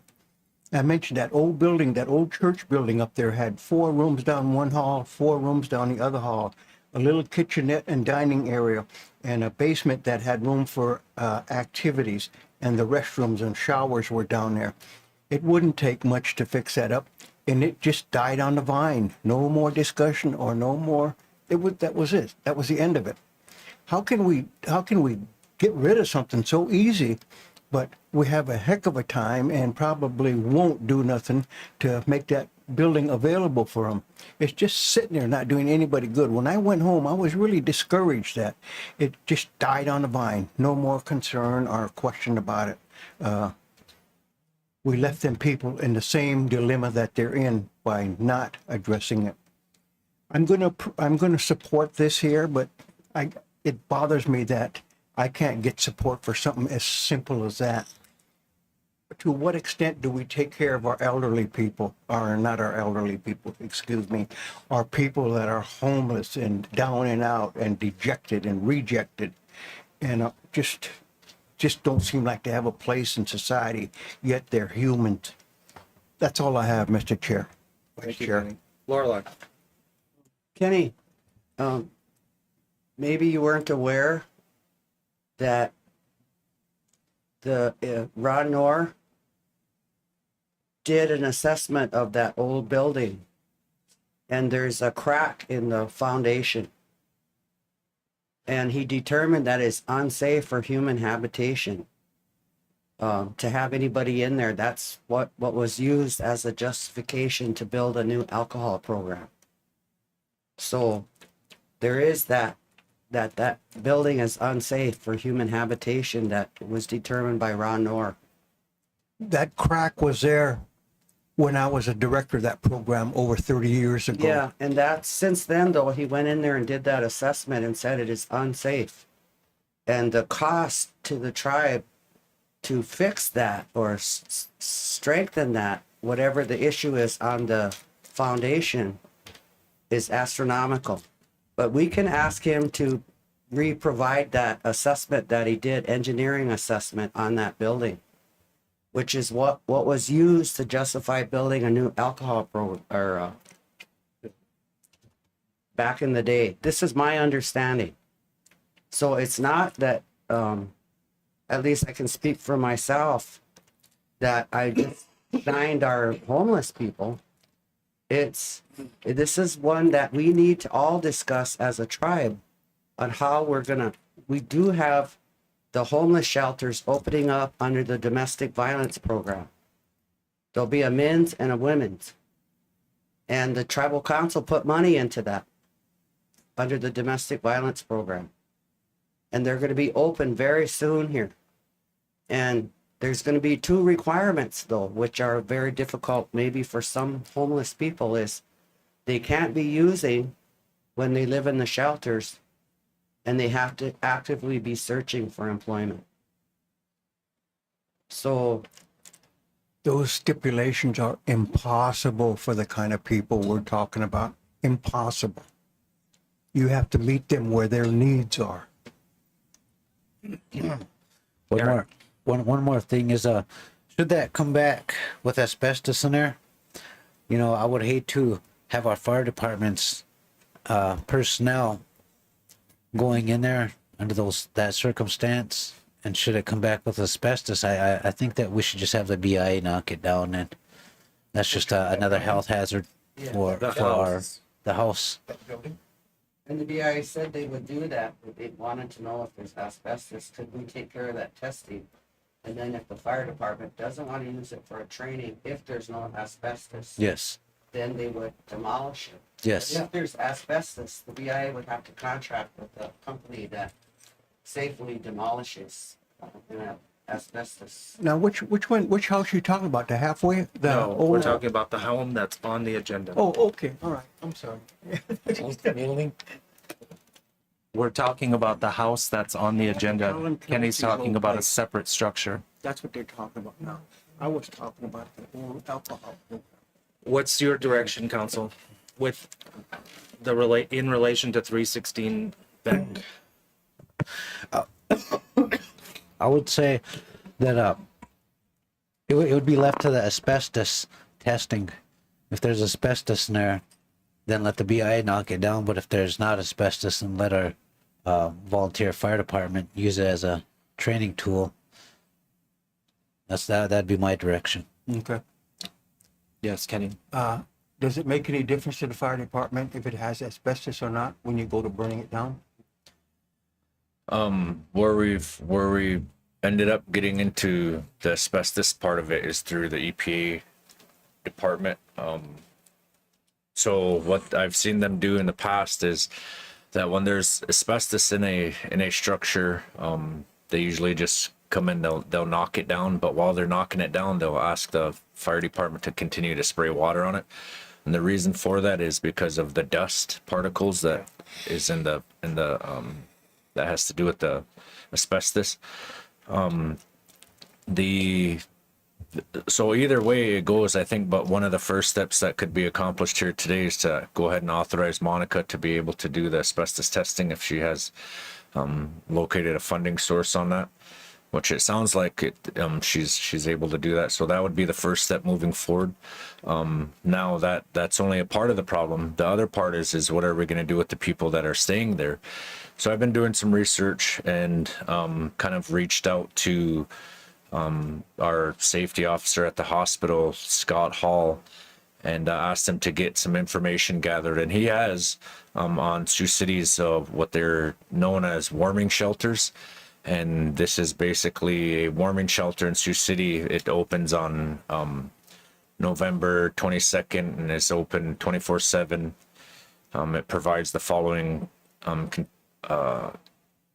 sleeping quarters, one large male dorm, 50 people, one small male dorm, 30 people, one female dorm, 20 people, one family room, 16 people, handicap accessible, access to washer, dryer, and showers for hygiene and supplies, access to clean clothes, access to medical volunteers for minor medical needs, and access to the local soup and meals. Residents have their mail delivered to that facility. So kind of looking at that same kind of setup or structure, I know when we reach, this is a warming shelter, but when we also reach the homeless shelter, two different animals there. The warming shelter doesn't, basically the people in there, they kind of tell on each other, say, hey, that guy's drunk, he's raising hell, or something. They'll call themselves law enforcement because they don't want it to be ruined for everybody. So that's kind of, they kind of got their almost their self-policing almost kind of set up. There's a little bit more details in there. But the other part of this is that on the homeless shelter, we have the criteria of you have to be basically drug-free and be looking for a job. Those are the two different directions that the tribe could possibly look at going. One of the things is that the different criteria that meet to get into there. I know that the tribe has talked about going forward and rebuilding the house over here and getting that to where it's a men and women's homeless shelter. But that doesn't really fit our need for as of this season, this winter season. What are we going to do now? So I would encourage the council to start looking at a building of these possibilities where we could either have it as a warming shelter or either if they wanted to go into the homeless shelter side of it and have that criteria there. And I would also encourage the council to meet with that board of the structure that is set under. Currently, it's sitting under the 12 Clans Unity Hospital, and domestic violence has shown the opportunity of stepping forward and taking that on through Joe Little George's leadership for the director of domestic violence. But also we've looked at, had Scott go over there as a safety officer and look at the men's shelter, and there was some things that are just there, it's starting to fall apart, and that's some of the stuff that Lo was saying when we were putting this together, was that it's not going to last forever, but it was a quick fix for that season. So the Band-Aid has wore off of this. And then also with the 3-quarter way house, the tribe has discussed that we're going to use that and utilize that for a temporary women's homeless shelter. And I think that we just need to all be able to get on the same page. Maybe we need to meet with Mona and see about, you know, where that's all at and what that looks like. Far as getting the 3/4 way house utilized in a fashion for a shelter for the women. But the men's shelter, it will hang in there. I'm not saying that it's going to be one of those deals where we can be left alone for very long. They currently had the furnace go down over there, and facilities was able to go over there and kind of help get it going. But I think we need to have schedule another meeting and figure out what it is the tribe wants to do and how we want to do these things, from knocking that other house down to possibly building something. What's the deadline on that? What does the turnaround time look like? What's the funding source look like? And then also, what could we currently use for the time being? The building that you brought up, the old alcohol program there, Kenny, I don't know, they were talking about knocking that down and turning that into a parking lot for the current alcohol program. And then there's also 2 vacant lots below that too. And I think Fannie Latre through our land department was working on trying to see if we were able to purchase those lots just for future use. But I think that one of the things moving forward is, I know Lorelei reached out before and we weren't able to get a real clear answer on when they would be available, but the buildings behind St. Augustine's, I think they said at least another year out or something like that before they actually got their new school up and running, and they would be willing to negotiate a deal with the tribe on utilizing those 3 trailers. Those are modular homes. But one of the things too is to look at Up there at the St. Augustine's. Yeah. children. Yeah. No. We would move those if we did purchase those, and we'd relocate them. There was discussion on sometimes of purchasing them when the time is right, and then also moving those and utilizing some of those for some of the court offices, because some of the court offices they need more room down there at the court. So this is all just discussion. So they talked about those kind of things and seeing about that. But one of the things that Lorelei reached out and she got the answer back was through one of the people up there. They said that it would probably be at least a year before they're able to find out and decide on what they want to do with those. Mm-hmm. So that doesn't help us right now. But I know there is some other units that we could possibly look at, maybe purchasing or something, or either utilizing for the homeless shelter or either the warming shelter. Another thing too is that moving forward with some of the boys and girls discussion, their club, when is that going to be groundbreaking, and how far is that going to go, and how long does that look like?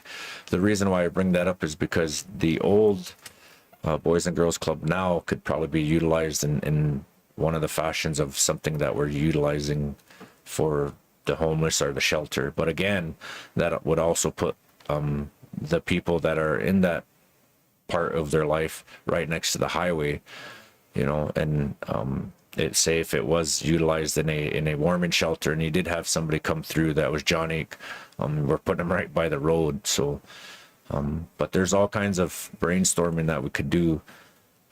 So I would, with those comments being said, council, I would make a motion to go ahead and authorize Monica Cleveland to get the asbestos testing done on that current facility that she's talking about, which would be located on 316 East Beck Street. Moved by Isaac. Is there a second? Isaac, can Second. I have a motion for this? No. Second. Any further discussion? It's a question. So you're authorizing the environmental health to test for asbestos, 316 East Bend. If it has asbestos in it, then we let the BIA demolish it. If it doesn't, we let the fire department use it, burn it down as a training Instrument. instrument.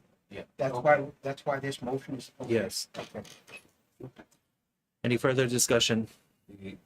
In closing, I guess, would be, I would really want to press the council to come up with a solution on where are we going to make available for the current relatives that are in that place where could we put them? I know we also have another issue where we have a veteran that is seeking some help through the tribe also. Yes, sir. I think just like 3 years ago, when push came to shove, when the elements of nature were upon us, just like this, that we opened up the women's shelter. That I think we need to talk with Mr. Little George and see if we can't expedite that opening of the homeless shelters for the men and women. I mean, it wouldn't be nothing special to open up what we closed down, and my thought, it was seasonal, and it wasn't nothing special. But we're kind of almost a day late and dollars short. That the freezing temperatures are already upon us, and so to expedite this, to open up what we just closed down earlier this year, and start coming up with a plan for next year to renovate once the weather, when the grass turns green, when it gets nice, to remove the individuals from the shelters and start renovating them, or to start looking for a new place to put them that's more updated, more comfortable than what we'd be putting them into now. But right now, I think we're just at the point where we need to find any place to put them, because even last night, tonight, it's going to be freezing again. So just kind of something to keep in mind, maybe a direction to go to help these individuals out of that house and get them somewhere warm. Thank you. Any further discussion? Any objections to the motion? Hearing none, motion carried. Okay, Tribal Council item number 5. Louis, your item. They set up a Meth task force. It hasn't done anything. It's been a waste of time. So the housing authority put together a group. We're going to start doing the functions of our Meth task force and open it up. So we can bring other people in, people that are involved in the police, the housing authority, all the people that are involved, and have it, and then work on the problems. The way we did it before, we had young kids who couldn't seem to get anything going and just dropped. You wanna tackle some issues like the question of law. You gotta set it up so that the tribe and the Winnebago housing are in the rooms fit. It should have testing on all of the units. Should be a systematic pattern of testing. You have a new home. New home has been cleaned up. You go in and test it. You got a brand new home. You go in and test it. And you have a continuum of testing that when people are living in there, you know what level that unit has been in. You gotta take a look at the way we treat our elders. We have to modify that because they have the contract. They're bound by the contract, and the youngsters that are messing up the houses, they don't get any charges. They don't get anything. They walk away free. And we gotta figure out a way to hold them responsible for their activities. For example, I wouldn't give them the surtax. I would put into a fund that's renovating the houses. We gotta take a look at some new ways to approach problems. And the task force wants to set up and start working to get the people involved. So far, people have been coming forward wanting to do something. And we need to give them direction. We got into a discussion on it's a wide-ranging subject. We have children that need therapy and what's happened to them. I think it's talked about using horses. I talked to some people in North Dakota that do that with children. We can take people's ideas and look at them, see if we can't turn them into action. But right now, we're just spinning our wheels. It's mighty frustrating. So, we want to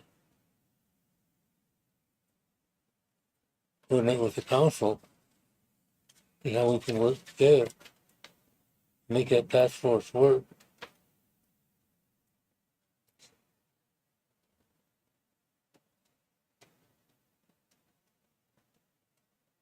Housing authority is excited about doing something.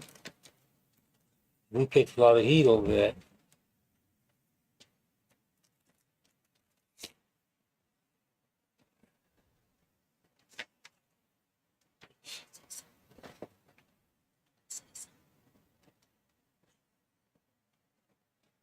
Yeah. Sarah's here, she's gonna. I didn't know if you were finished. Or yes, No, I'll send it over to Sarah. Sarah. Okay, good morning and thank you for allowing me to speak at this time. At our last Housing Commission meeting, it was reported from our maintenance department that we have 5 more homes that have been tested over the threshold of 1.5 for meth. So, you know, it really upset me because that's 5 new homes. You know, we already have homes boarded up because of the high levels of meth in them. And nowhere in our budget did we plan on having a budget for meth cleanup. And I asked Frank to be there, and Frank said that minimally what it cost him and his crew to clean the units where they just need to wash the walls down.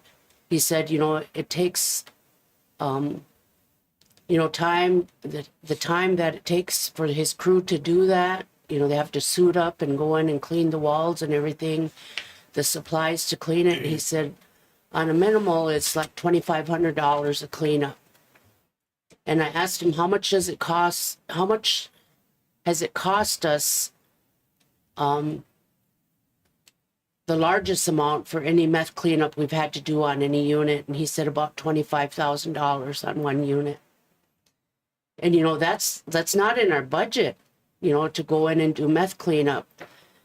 So I was really frustrated. So I asked about the meth task force, you know, whatever happened with that. And one of the board members said, well, the grant ran out. And I said, the grant ran out? And she said, yeah, the grant that the health department got that established that meth task force, that grant ran out. So they don't have it anymore. And I said, that shouldn't even matter, you know, grant dollars. shouldn't matter. So, you know, Louis suggested that we, you know, we re-establish a task force. And so at that point, I guess housing took over the, you know, we start talking about, well, we need to do something. So last Thursday, we had a meeting, our first initial meeting, and it was my thought that we needed the council's 100% support in restarting the meth task force here in Winnebago because the problem's getting worse. You know, one day I was at home and I was looking out the window and there was a young lady walking up the street and she obviously had just taken, you know, I don't know the effects of meth, but, you know, took her about 45 minutes. She was standing outside fighting with the air and cussing at the air. And, you know, I was watching her because she's right outside my window. And my mom said, "What's wrong with that girl?" And I said, "I don't know, Mom. I think she's high on meth." And my mom said, "Oh, poor thing." So we kind of watched her for a while, you know, and then I realized it was about 3:15 and I thought, well, the kids are going to be coming home and getting off the bus. And there's like 15 to 20 little kids that get off the bus right there at that site. And so I said, you know, our kids can't be getting off the bus, seeing this young lady there, you know, fighting with the air and cussing at the air. So I called the police and they came and they got her. And, you know, I don't know what they did with her. You know, I don't know what they do with our people that they pick up that are high on meth at this point. And so I asked about the code. I said, I know there was a problem with the code not having one. I said, we have a code for illegal drugs. I don't know why that couldn't fall under there. But, you know, there was the discouragement when housing implemented a policy on evictions on high levels of meth use. And, you know, it costs us, when we do meth testing, we have to use 2 vials per room. And it's $40 a vial. So if we have a 5-bedroom house, you know, and we have to do 2 vials in each bedroom, that's, you know, each bedroom, the living room, the dining room, the kitchen, the basement, it's costly for us to do that. So it's like, I said, I don't want to start this meth task force and not have the 100% blessing of the tribal council. You know, to go through, you know, our plan, to come up with a plan, to try to find funding sources to fund different things, and then have the council, one person come to the council and council change their mind. So I guess before we can go forward, I feel with this meth task force that we need 100% of your support in establishing a meth task force. And so, you know, Louis said he would bring it up to the council today, and I told him that I would be here. So, you know, I guess at this point, that's what we're looking for. All right. Thank you, Sarah. Esther, are you on the line? Yes, I am. Can you hear me? Yeah, it's kind of soft, but the question I was going to have is, can you, at the earliest convenience, provide us the status of the task force so that we can understand where it is and who it is and that type of thing? We had actually just recently had the discussion on the task force at orientation. And again, what Sarah relayed to the committee or to the council is what our understanding as well, is that when the MSPI grant, when that was not renewed, the activities of the task force ceased, and there's no record of any activity for several years. And so we have it listed as inactive. So what I would, if this is something that's going to be looked at, I believe there has to be a resolution accompanying establishment of a task force. So we could research and try to find what the bylaws, if there were any, for this particular committee. because I'm guessing that that probably needs to be re-examined if that was established in connection with a particular grant. But that would be, I believe the steps that would be needed to be done is to look at the committee bylaws, to either reaffirm them or to modify them and revise them. And then there would need to be a resolution presented and approved to establish the task force. Okay. So whenever that information can be brought forward, I don't know if you want to, like the next CEO report or whenever, maybe even mid-month meeting. I'm just throwing these time periods out there. I think that would probably be the best way to actually gather that information and or gather the council's understanding of that information. Lorelei. So the CEO report is Wednesday. I think that's going to be too quick. We'll try to target the general council meeting next Wednesday. That's fine. Lorelei. I'm really glad Louis and Sarah came and are here and talking about this. We all know that when there's an issue, that a challenging issue to us as Indian people, it's never easy. And there's no one solution. If we're going to have a task force again, I think the very first thing that needs to be done with full tribal support is we need to get the best data we can on what is the scope of meth use in our tribe. An assessment. What is the scope of the problem? And I think the only way that we have to know that in one way is test every unit on the res. Okay, so then that's going to take money. She says it's $40 a vial. So we don't know the scope of this meth addiction in our tribe, in our community, until we need to know that. So we need to have an assessment, but we got to find the money to do that, because there's not just the housing authority, there's other housing entities where we need to get what I'm calling a baseline of what is the levels in every unit on the reservation, and it's documented. Then we're going to know. Okay, the second issue though is there's already a policy under the Housing Commission. If it's over this 1.5, they got to be evicted. But what is the tribe's plan for where these people are going to go? And I'm not just talking about the addicted relatives that live in the house, but the innocent relatives that live in the house. So where are the ones that are not the users that live in that home, where they going to go? And then how are we going to help the addicted ones? And so I've been looking at this DDU. And the only reason why that DDU was built was because the Indian Health Service miscalculated the use of. They intended initially, when the tribe got the money to build a new hospital, they intended initially to renovate the newer part of the old hospital so that it would become the DDU. And then the tribe had the funding to build the new part. The intent was that would become the DDU. Well, when they started to tear it down, they found out that whole building, the new part of the old hospital, was only being held up by the bricks on the outs. There was no steel structure.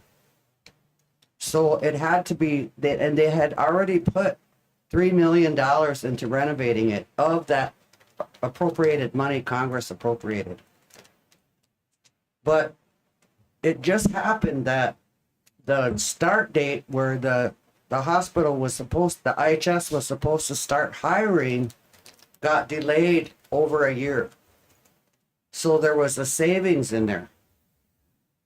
So the tribal council at that time got the area director down here and said, where is that money that was intended for their staff should have been hired on? Where is that money? And so he finally admitted it's sitting in the Indian Health Service third party account. So we obligated that money, that savings, to build a new DDU. So this DDU got built off of the Winnebago tribe's 18 years of hard work and going after the new hospital funding. And so, but what happened was after the building was completed, a past tribal chairman of this tribe on his own signed the DDU back over to the Indian Health Service. And there was never a motion that authorized that. So I maintain that the Winnebago tribe owns that DDU, the building, since we went self-governance, but we didn't include the DDU in the self-governance. And to me, that DDU should be dedicated to meth, toxic cleaning, and because it's it has to be done medically. Let's get control back of the DDU and let's designate it towards meth, detox, and treatment, where they're connected to the hospital so it can be done medically. So there's going to be a lot of work there to get control of it. But that's, while we're going to work to find out the scope of the problem, we have to also be identifying how are we going to get help for the addicted relatives. And then where are we going to put, in the meantime, where are we going to put the innocents that live in those houses that get evicted, that are not users? Where are they going to live? And then the next ongoing issue is, where are we going to find the money to clean up all of those units right now that are closed because we don't have the money to rid them of the meth in those units? So it's a multiple layer that needs to be ongoing, which I'm totally committed to help. See, But and we have to do it. We have to get started. And it's going to take a while. This meth addiction didn't happen overnight. It's been ongoing. Evil people from Mexico started that in this country, and they targeted Indian communities. They said, get the handsome young Mexican guys to meet these beautiful Indian girls in off-reservation bars. Get them addicted. Get them to get your into these Indian communities. And this is documented in federal court.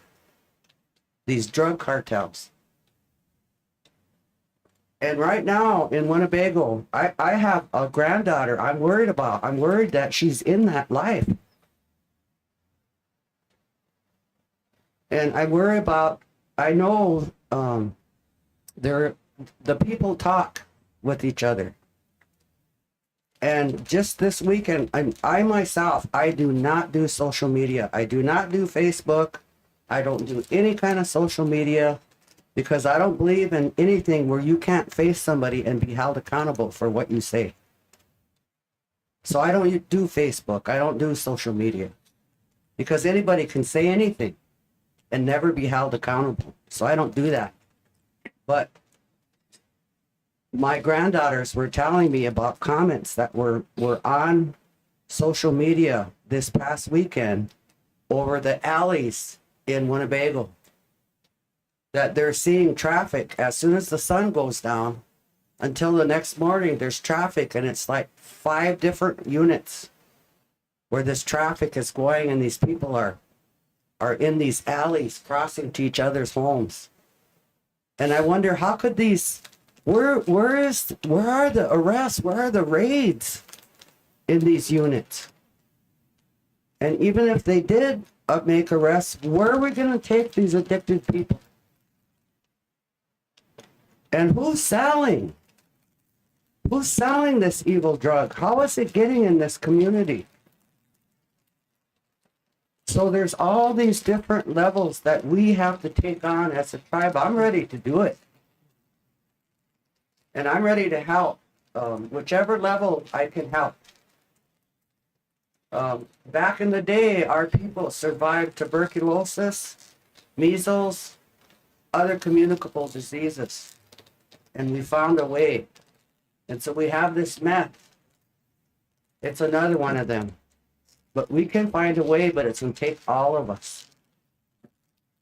So I just want to say that I've been thinking about this for a while, and I'm ready to fight and do whatever we have to do. So thank you.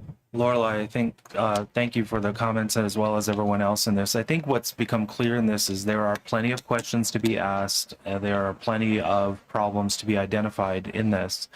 And until the tribe and the council can understand the status of the methodologies that we have at our disposal to help deal with these or mitigate certain circumstances, the questions are basically going to be unanswered. So to that point, the CEO did illustrate that it's going to take a little bit of time, but very soon we would be able to have the status of the task force, et cetera, and then be able to start putting together solution sets that can take on the individual questions, because you're correct, they do come in multi-layers, and there's going to have to be different solution sets that come forward for each of the problems.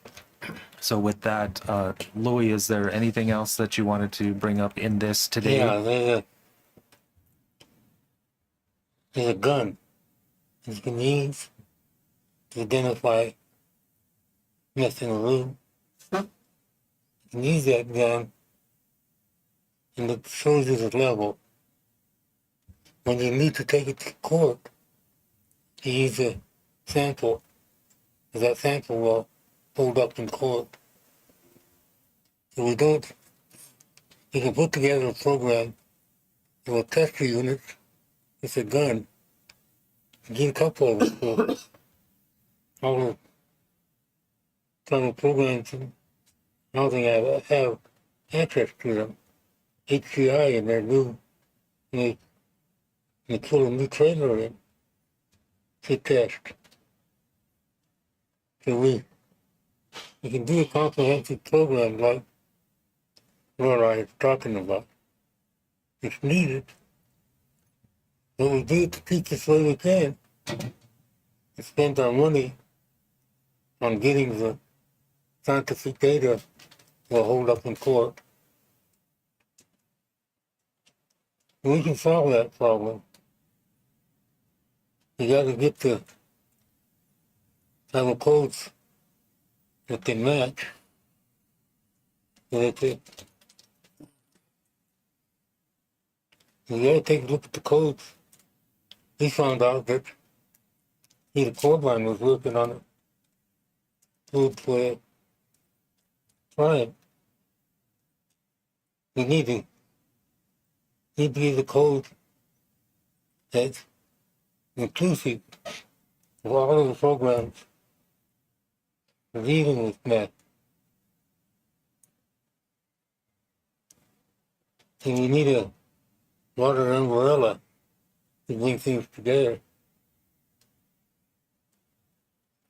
And this, you can't have somebody out playing the Lone Ranger, and we gotta be working together.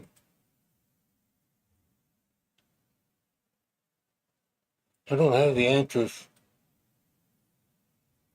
I'm constantly confronted with the question. We got a problem with the women. They're going to put them. The problem with the children, where we're going to put them.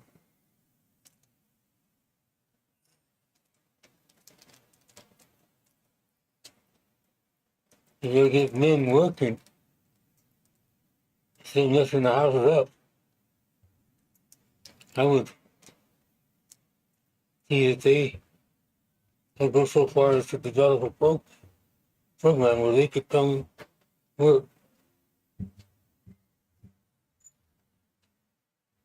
You get a training certification for individuals who work with meth. They get that.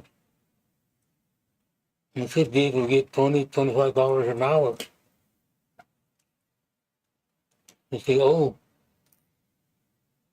money for what they did, you can pay it off. You give them a job, but they gotta pay off part of the cost for the damage they caused. You can look at ways like that to put the burden on the officer. I'd set it up in a way that the person, if he going to treatment, to get his act together, himself a license, all the things that you need, I'd reward them for that. But we have to have the cooperation of the alcohol program. They're missing. They're missing in action. We got a crisis around us. And we're talking about it. They're not talking about it. They should be taking the lead.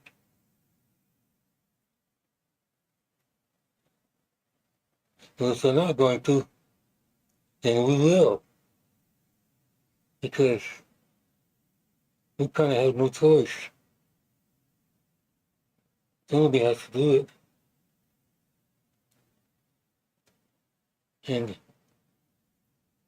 like Sarah said, we need everyone's support. It's not going to go away. It's going to kill more and more of our children.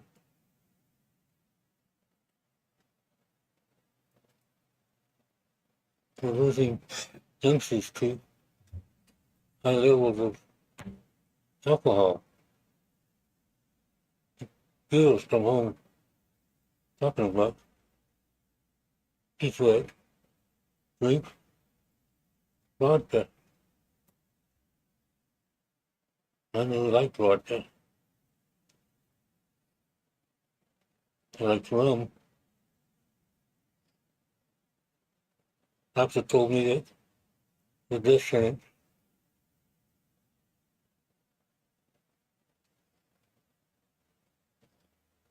and I split and I wanted to live. We gotta reach these young people. We gotta get an alcohol program that will reach them.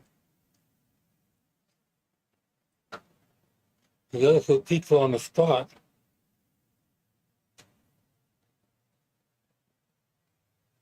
It's not fun to do. When I was working the alcohol program, the board wanted a bunch of programs. I put together a sheet that had the priorities. There were programs for women, programs for the winos, programs for feeding people, education for youth, and all these programs. I told them we gotta go talk to the winos. Nobody would come with me to talk to the winos. They're afraid of them. He said over here under the cottonwood tree. I told Gervin, let's go talk to those winos. He kind of didn't want to go. Come on. We'll go there. We went over there. The first thing that happened was that young Whitewater boy confronted us. Exactly what Gervin thought would happen. I looked at him and I said, let's do a survey first, then we'll get it on. So we did our survey, and they were surprised that they were asked. We went through, and when we added them up, the winos, number one priority was alcohol programs for youth. And then sport, which was staff, didn't score with the board, but it scored with the winos. And they told me what the hell those winos know about it. They know a lot about it. And discredited them. But it made an impact on me because the winos were right on.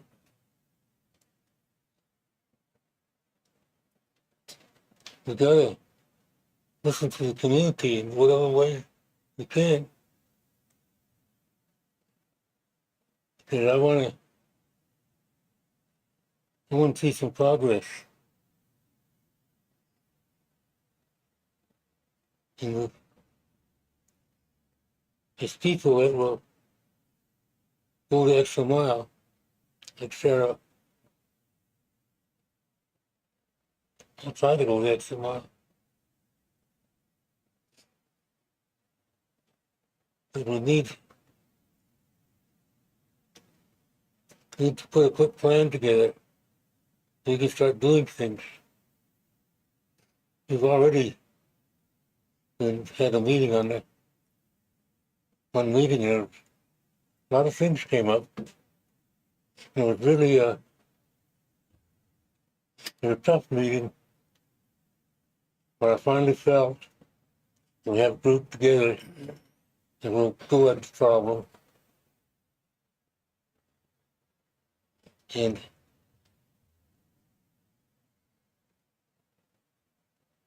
that's all I have to report. Thank you, Louis. In your comment that you were offering, there is definitely a difference between knowing the road and walking the road.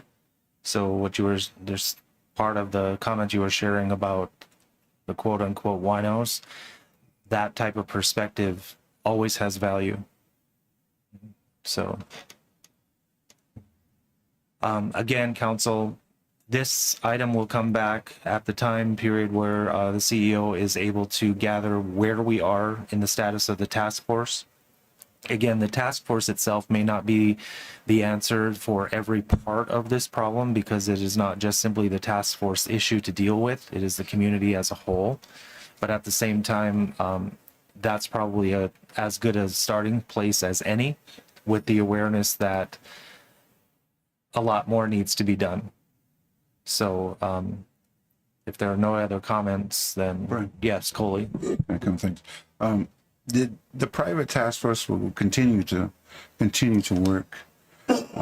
We'll meet. We'll talk about things and what we see and want. Then we'll go textbook. We'll get the resolution and stuff. But it is a battle. We're repeating these words. When I first came here 6 years ago, what are we going to do with these people? That was 6 years ago. And look what happened. We kicked people out. We kicked elders out. We kicked veterans out because their children was doing this in their homes. 6 years later, we're here. Here we are again. We can't be textbook. I've been saying that.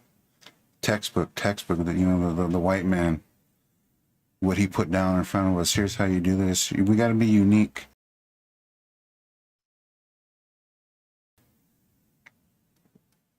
Counseling, how do we defeat these things? And like Kenny was saying, so you can't do that to some of these people that are still walking amongst us.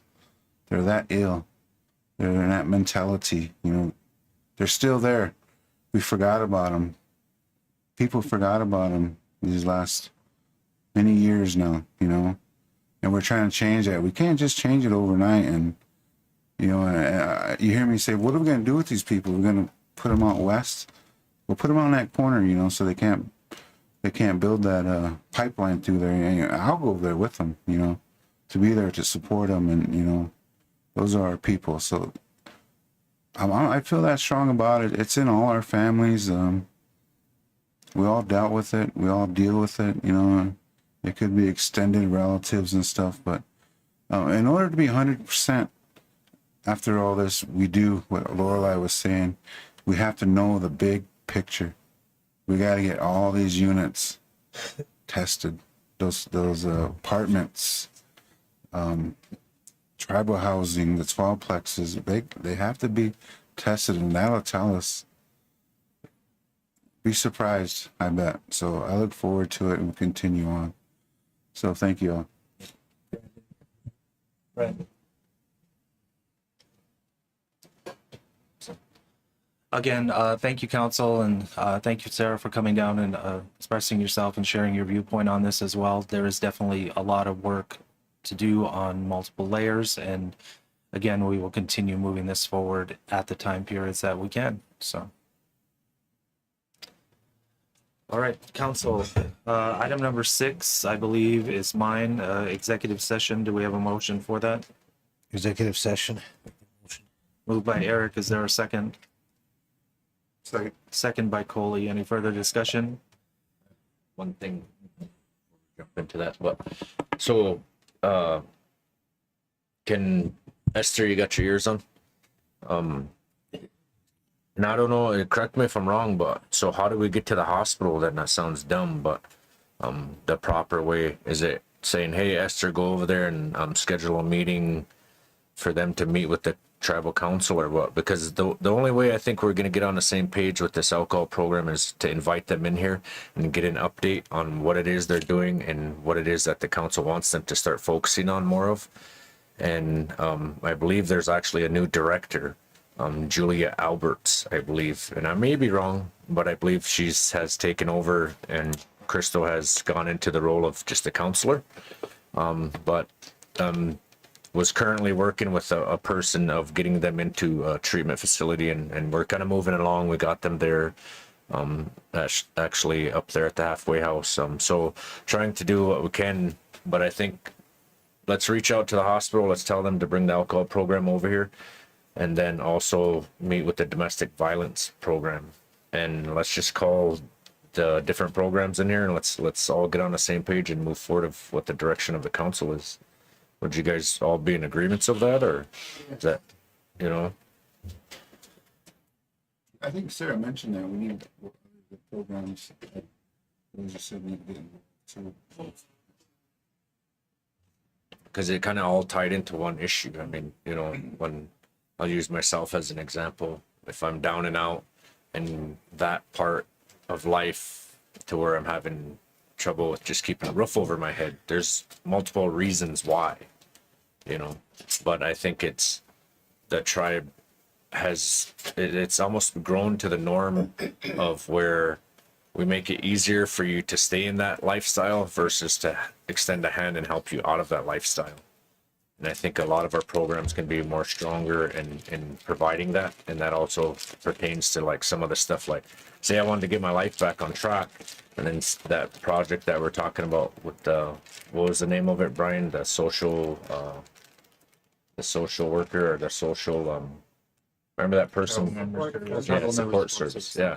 So that's where that role would come in crucial.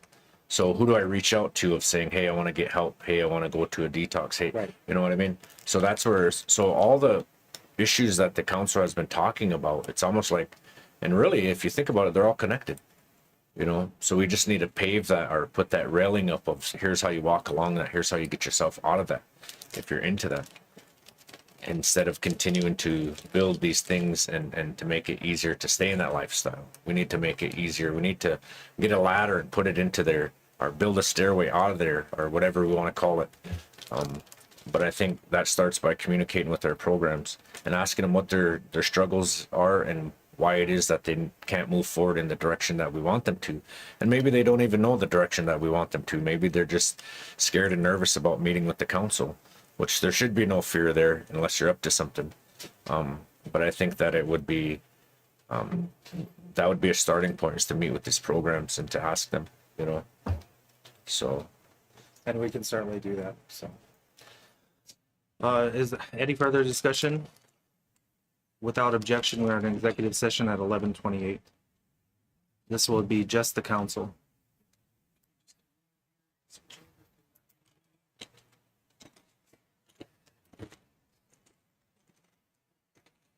Oh, is that clock wrong? Oh yeah, it hasn't been has not been switched yet. Oh, it's 11. Yeah, it's 11:28. So. Oh, I wish you could order lunch. She's hungry. Man, we're really hungry. You shouldn't have told her. We could have got us a lunch out of it. Let's say, take it 5 or what? Yeah, let's take 5. Listen, we'll have a quick talk.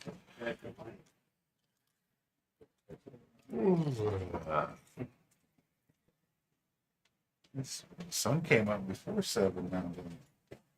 Yeah.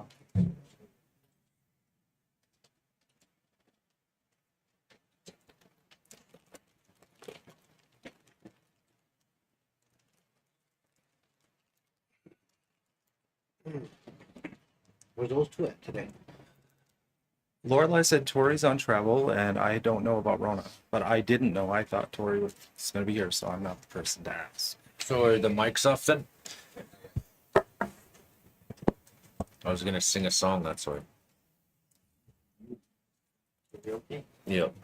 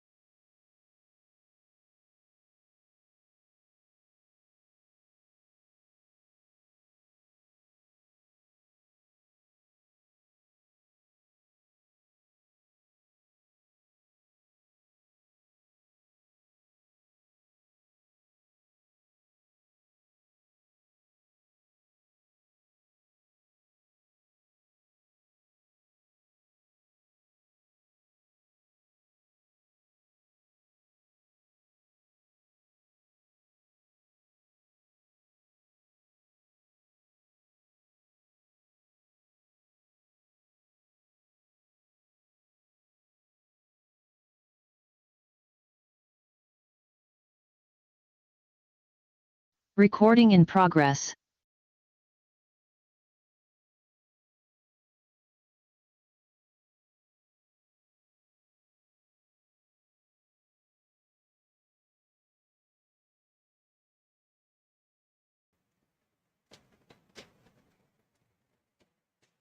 Okay.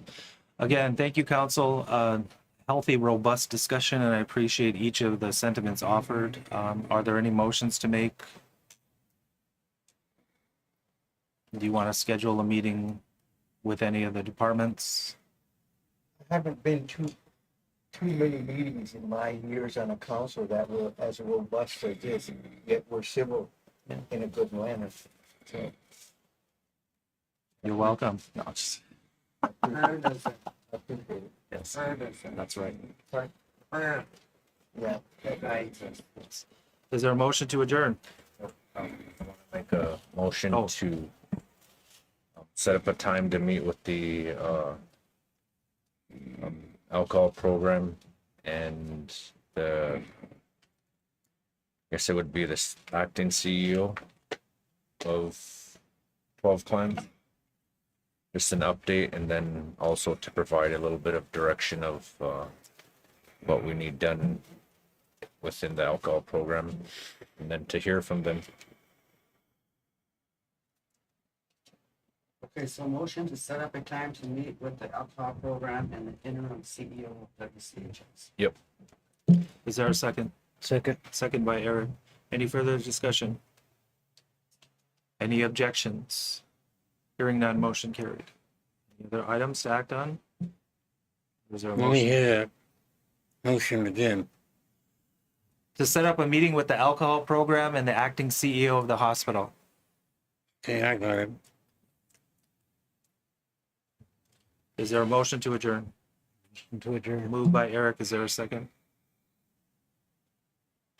Second. Second by Coley. Without objection, we are adjourned at 1:29. Thank you, council, and thank you, everyone. Have a great day. Is that 129, is that right? Yeah. Oh, you moved it? Okay. Yeah, it is 1:29. Oh, it is 129?